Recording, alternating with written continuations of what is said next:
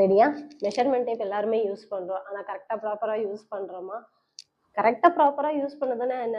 Inch wise கரெக்டாக use பண்ணுவோம். 0.25, 0.50, 0.75, 1 inch வரைக்கும் கரெக்டாக யூஸ் பண்ணுவோம்.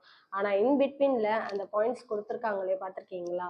அந்த பாயிண்ட்ஸ் என்னைக்காவது நம்ம யூஸ் பண்ணி இருக்கிறோமா கரெக்டாக? ஸோ அது எப்படி யூஸ் பண்ணணும்னு சொல்லிட்டு ஒரு 4 மெஷர்மெண்ட் வச்சு நான் உங்களுக்கு சொல்கிறேன். சரியா?